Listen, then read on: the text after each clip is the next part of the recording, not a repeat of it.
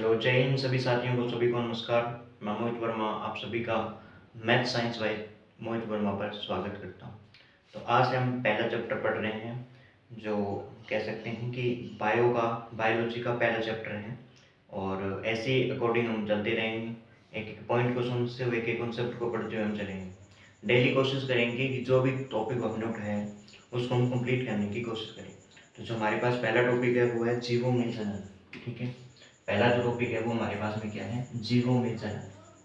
तो हम बात करेंगे जीवों में जनन की बात करते हैं। जीवों में जनन की बात करते हैं, इसमें पहला जो टॉपिक आएगा उसकी अगर मैं बात करूं तो पहला क्या आता है, लाइफ साइकिल आता है, जिसे हम जीवन काल कहते हैं। क्या कहते हैं? Life cycle. और लाइफ साइकिल को हम क्या कह सकते हैं? जीवन काल कह सकते हैं, जीवन काल। ठीक है, लाइफ साइकिल। अब ये लाइफ साइकिल होती क्या है पहले हम उसको समझते हैं। इसमें दो वर्ड निकल के आए हैं हमारे पास में, जीवन काल। जीवन काल का मीनिंग क्या है? तो जीवन का मतलब होता है हमारे पास कोई भी लाइफ होती है। ठीक है, काल का मतलब होता है पीरियड, जो भी टाइम होता है, पीरियड की बात करें वो हम कह सकते हैं, या टाइम को कह सकते हैं। तो ये हमारे पास में होता है। इसकी मेन डेफिनेशन क्या होती है?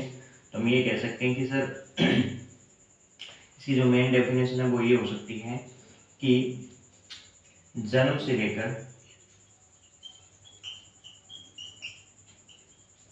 लेकर प्राकृतिक मृत्यु तक का टाइम, प्राकृतिक मृत्यु का समय, प्राकृतिक मृत्यु का समय जीवन काल कहलाता है। किसी भी जीव का जीवन काल कहलाता है, क्या कहलाता है? जीवन काल कहलाता है। सीधी सी कह सकते हैं, बाय बर्थ से लेके जब तक उसकी नेचुरल डेथ नहीं होती। क्या नहीं होती? नेचुरल डेथ नहीं होती, तो उसको हम क्या बोलते हैं? लाइफ साइकिल बोलते हैं। उसे हम क्या कहते हैं?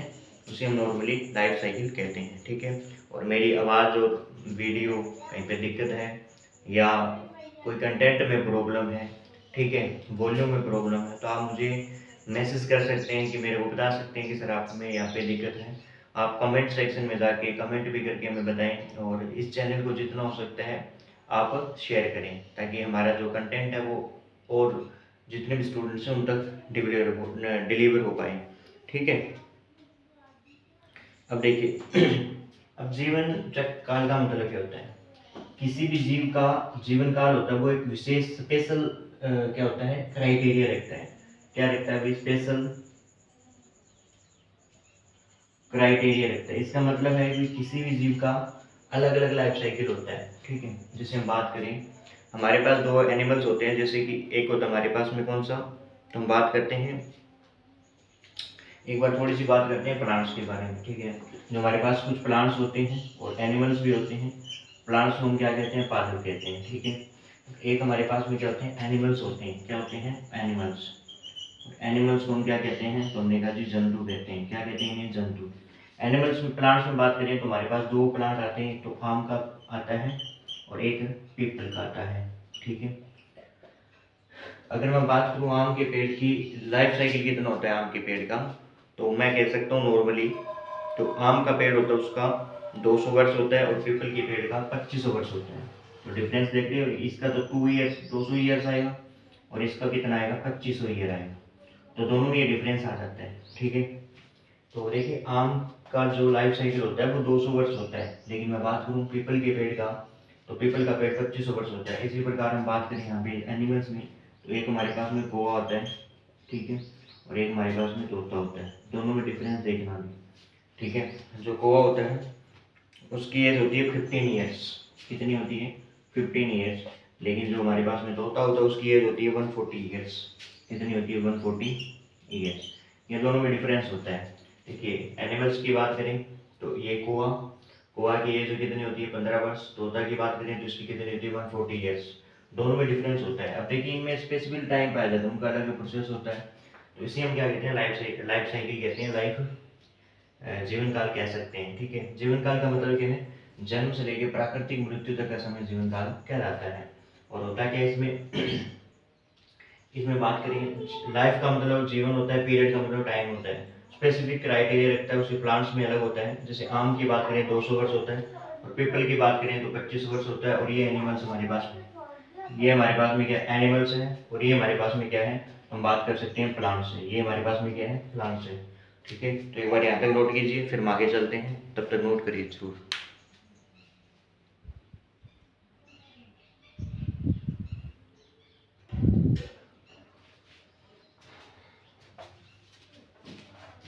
चलिए आगे हम बात करते हैं अमीबा में। और हमारे पास एक एग्जांपल लेते हैं। एग्जांपल की बात करूं तो हमारे पास में क्या आता है, अमीबा आता है। क्या आता है जी, अमीबा। जो अमीबा होता है ये आपको पता है, ये लगभग कहते हैं ये अमर होता है, ये मरता नहीं है। क्या होता है, ये अमर होता है। अमर का मतलब जो नया मरने वाला हो। ठीक है, इसे क्या कहते हैं, जो मरता नहीं है उसे अमर कहते हैं। क्यों, क्योंकि इसमें एक स्पेशल प्रॉपर्टी पाई जाती है, इसमें क्या पाया जाता है, स्पेशल गुण पाया जाता है। इसमें क्या पाया जाता है, स्पेशल गुण पाया जाता है। उसको कहते हैं बाइनरी फिजन। क्या कहते हैं, बाइनरी फिजन। इसे क्या बोलते हैं, बाइनरी फिजन कहते हैं। बाइनरी फिजन का मतलब क्या होता है, द्विविखंडन विभाजन कहते हैं इसे। क्या कहते हैं, द्विविखंडन विभाजन। द्विविखंडन विभाजन का गुण पाया जाता है इसमें, द्विविखंडन विभाजन का गुण पाया जाता है, जिसकी वजह से ये क्या होता है, जैसे हमारे पास में अमीबा इस टाइप का। ठीक है, इसमें केंद्रक होता है। और इसी अमीबा में क्या होता है, जैसे ये केंद्रक होता है ना, ये दो भागों में पार्ट 2 में टूट जाता है इसी करके। तो इसी इसी गुण को क्या कहते हैं हम, तो क्या कह सकते हैं, क्या, द्विविखंडन। और ये जो द्विविखंडन विभाजन है ये किसका पार्ट माना जाता है, तो ये अलैंगिक जनन का पार्ट माना जाता है, जो हम आगे पढ़ेंगे। ठीक है, इसी के नेक्स्ट जो क्लास होगी उसमें हम पढ़ेंगे अलैंगिक, इसे कहते हैं अलैंगिक जनन कहते हैं। इसे एसेक्सुअल रिप्रोडक्शन बोलते हैं, एसेक्सुअल रिप्रोडक्शन। ये किसका पार्ट माना जाता है, एसेक्सुअल रिप्रोडक्शन का पार्ट माना जाता है। ठीक है, तो ये किसमें पाया जाता है, देखिए जीवों में। जो जनन के चैप्टर पहला हम पढ़ रहे हैं, पहले पॉइंट में हमने क्या पढ़ा है, हमने पढ़ा है कि जीवों में जनन जो होता है अमीबा में होता है। अमीबा में बात करें तो अमर होता है। क्यों होता है, क्योंकि इसमें स्पेशल गुण पाया जाता है, जिसे हम बाइनरी फिजन कहते हैं, जिसे हम द्विविखंडन के नाम से जाना जाता है। द्विविखंडन का मतलब होता है एक केंद्र दो भागों में टूट जाता है। जब टूटता है तो अलग अलग नई नई सेल बॉडी बना देते हैं। और ये जो बात करें अमीबा अपने यहाँ में कैसा होता है, यूनिसेलुलर होता है। कैसा होता है, यूनिसेलुलर।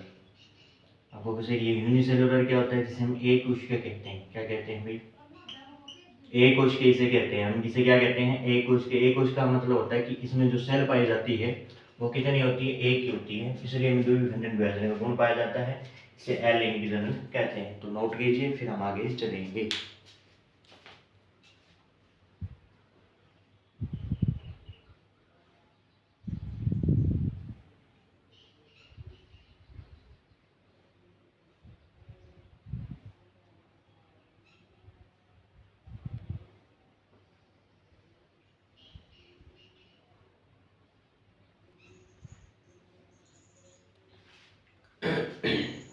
चलिए अब हम नया टॉपिक स्टार्ट करें। टॉपिक तो क्या यही है, इसी में लाइफ साइकिल में पढ़ेंगे। थोड़ा सा हम पढ़ते हैं, क्या पढ़ेंगे, life cycle in animals and plants में। ठीक है, लाइफ साइकिल किसमें पढ़ेंगे, एनिमल्स एंड प्लांट में पढ़ेंगे। Life cycle animals and plants. Life cycle किसमें पढ़ेंगे, एनिमल्स एंड प्लांट्स में पढ़ेंगे। हमारे पास कुछ क्या है, अलग अलग कुछ जीवों के नाम है वो हम लिखेंगे, कुछ पेड़ पौधों के नाम है वो हम लिखेंगे। ठीक है, तो जैसे पहला हमारे पास में आता है, किसकी एज कितनी होती है, तो हम कहेंगे सर हाथी होता है।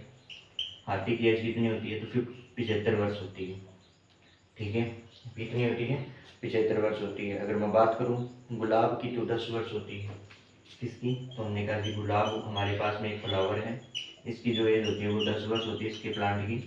और अगर मैं बात करूँ किसकी, कुत्ता, तितली इत्यादि की, तीसरा पॉइंट है कुत्ता।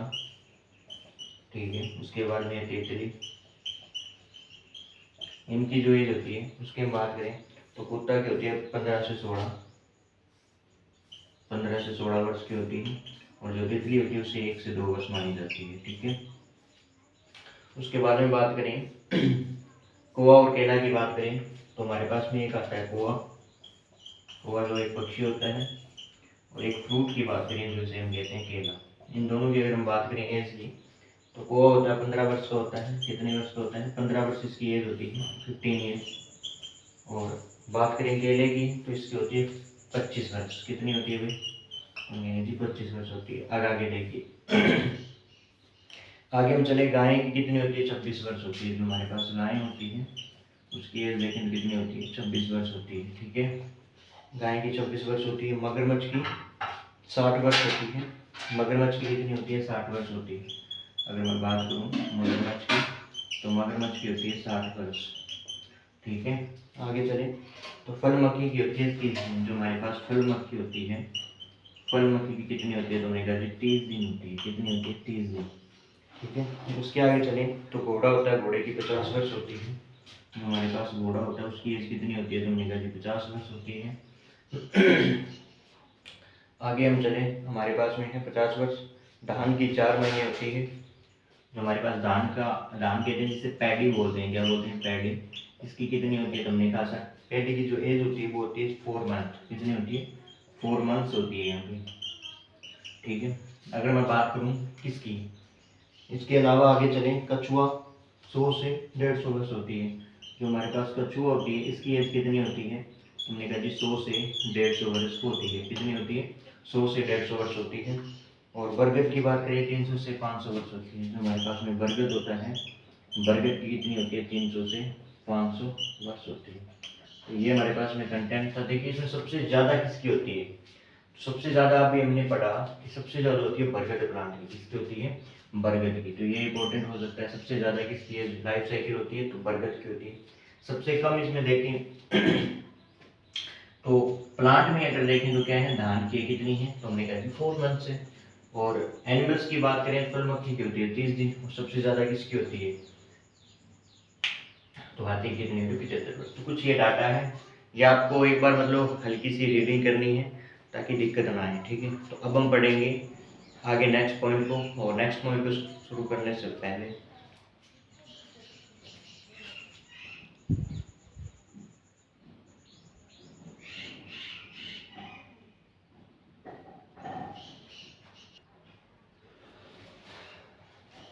चलिए आगे हम पढ़ते हैं जीवों में जन्म। टॉपिक चल रहा था और अब हम स्टार्ट करेंगे जन्म।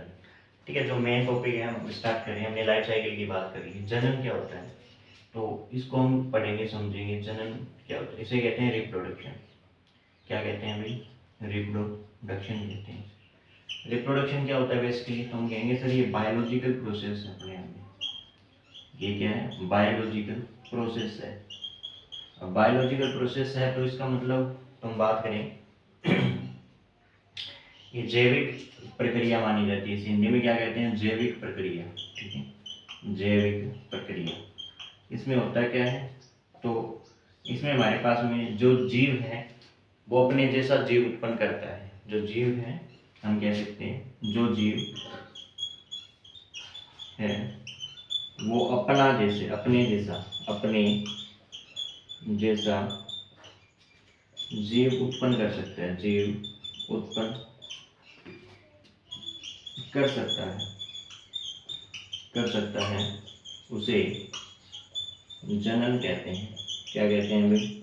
उसे जनन कहते हैं। समझ में आएगी? जो जीव अपने जैसा जीव उत्पन्न कर सकता है उसे क्या कहते हैं? जनन कहते हैं। ठीक है, उसे क्या कहते हैं? जनन। इसमें हमारे पास 2 चीजें होती हैं। तो बात करें 2 चीजें क्या होती हैं, एक को हम क्या बोलते हैं और एक को हम क्या बोलते हैं। देखिए एक हमारे पास में इसमें पेरेंट्स होते हैं। क्या होते हैं? पेरेंट्स, जिसे हम क्या कहते हैं? जनक कहते हैं। क्या कहते हैं? जनक।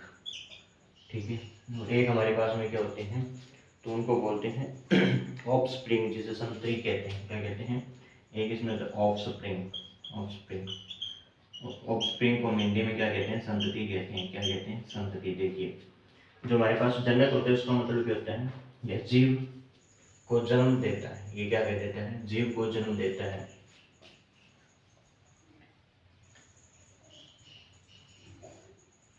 यह जीव को जन्म देता है। यह जीव को जन्म देने में सक्षम होता है। जीव को जन्म देने में सक्षम होता है। ये जीव को जन्म देने में सक्षम होता है और ये अपने जनक के समान नया जीव होता है। ये क्या कहते हैं? ये है अपने जनक के समान। किसके समान? जनक के समान नया जीव होता है, नया जीव ही एमेगोनियम जो रोटर सेल होती है वो होती है इसमें, ठीक है। तो ये हमारे पास में क्या था, जनन की बात थी। जनन को दोबारा समझें, क्या है जनन। कोई पूछे जनन किसे कहते हैं, तो ये अपने आप में बायोलॉजिकल प्रोसेस है। इसका मतलब ये है कि जो जीव है वो अपने जैसा जीव उत्पन्न कर सकता है, उसे जनन कहते हैं। उसे क्या कहते हैं, उसे जनन कहते हैं, ठीक है। दूसरी बात, ये कितने, इसमें कितने पॉइंट्स होते हैं, अगर मैं बात करूँ इसमें दो चीज़ें पार्टिसिपेट होती हैं। एक तो वो जो जीव को जन्म देते हैं उन्हें पेरेंट्स कहते हैं, जनक कहते हैं। और एक जो जीव अपना जन्म लेता है, ठीक है, बाय बर्थ होता है, ठीक है, इसी के अकॉर्डिंग हम उसे संतति कहते हैं। तो इसे हम क्या कहते हैं, जनन। तो ये मैंने जनन की आपको डेफिनेशन क्लियर की है, तो मैं उम्मीद करता हूँ कि आपको ये डेफिनेशन समझ में आई होगी। फिर हम आगे चलते हैं, ठीक है, आगे नेक्स्ट टॉपिक को पढ़ते हैं। तब तक ये नोट कीजिए।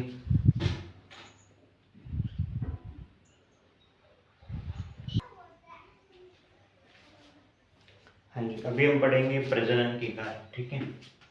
अब इसमें हम जो पढ़ रहे हैं वो हम पढ़ेंगे प्रजनन के कार्य।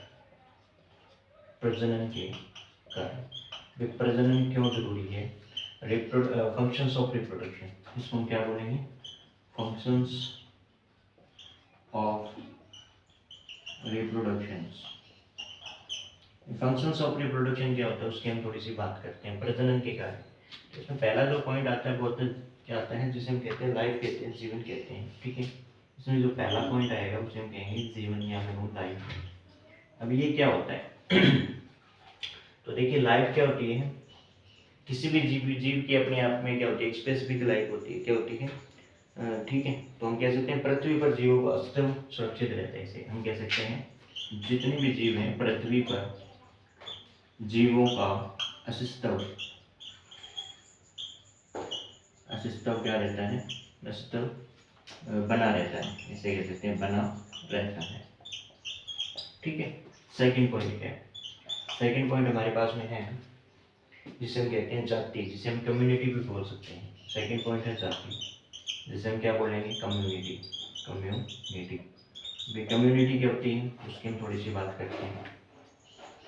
जाति की निरंतरता बनी रहती है। इसमें क्या होता है, जो जाति है, जाति की निरंतरता, जाति की निरंतरता बनी रहती है, किससे, जनन से, ठीक है। पॉइंट क्लियर हो रहे हैं, उम्मीद करता हूँ। तीसरा पॉइंट उसे कहते हैं हम क्या, विभिन्नताएं, जिसे डाइवर्सिटी बोलते हैं, विभिन्नताएं,